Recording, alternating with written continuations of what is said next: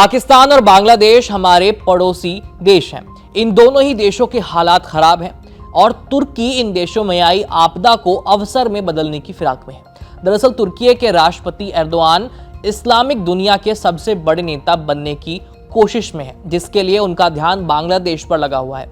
शेख हसीना के पीएम पद से इस्तीफे के बाद बांग्लादेश में हुए राजनीतिक बदलाव के कारण एर्दोआन वहां अपना प्रभाव बढ़ाने का अवसर देख रहे हैं। तुर्की अब बांग्लादेश में भारत के प्रति बढ़ते नेगेटिव सेंटीमेंट का फायदा उठाने की कोशिश में है। आज हम इस बदलते समीकरण के बारे में ही बात करेंगे। नमस्ते, मेरा नाम है आयुष और आप देख रहे हैं एबीपी लाइव, जहां हम करते हैं बात अंतर्राष्ट्रीय प्रसंगों से जुड़े मुद्दों पर।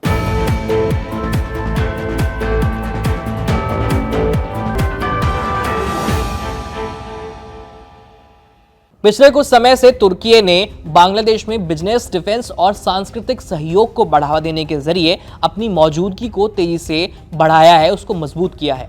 जिस समय भारत के बांग्लादेश के साथ रिश्ते कमजोर हुए, तुर्की ने अपने संबंधों को मजबूत करने के लिए 9 जनवरी को एक उच्च स्तरीय प्रतिनिधिमंडल को बांग्लादेश भेज दिया। इस मीटिंग का नेतृत्व तुर्की के व्यापार मंत्री ओमेर बोलात कर रहे थे, जहां उन्होंने अंतरिम प्रधानमंत्री मोहम्मद यूनुस से मुलाकात की।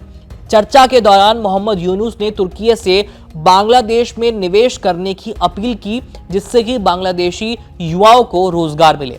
यही नहीं, मोहम्मद यूनुस ने तुर्की से बांग्लादेश के डिफेंस सेक्टर को मजबूत करने में मदद की मांग की, जिससे कि क्षेत्र में नई शक्ति का संतुलन उभर सकता है।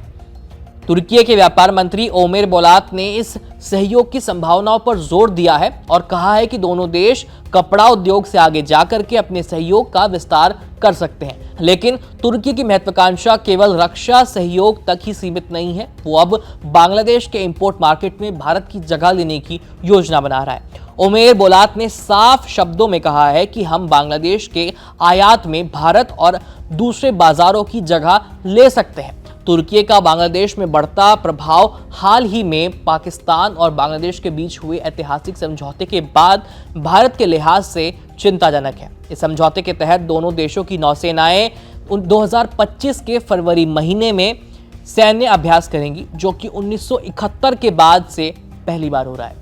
ये गठजोड़ न केवल क्षेत्रीय संबंधों में एक बड़ा बदलाव दर्शाता है, बल्कि भारत के लिए एक नई चुनौती भी है। तुर्की, पाकिस्तान और बांग्लादेश की ये नई तिकड़ी भारत के लिए रणनीतिक रूप से चिंता का विषय है, क्योंकि इससे दक्षिण एशिया में भारत की स्थिति कमजोर हो सकती है। इस गठजोड़ से इन देशों के बीच सैन्य और रक्षा सहयोग और भी मजबूत हो सकता है, जो भारत के लिए गंभीर रणनीतिक चुनौती बन सकता है। तुर्की के बांग्लादेश के साथ बढ़ते संबंध और पाकिस्तान के साथ उसके गहरे रिश्ते भारत के लिए एक रणनीतिक चुनौती प्रस्तुत कर सकते हैं।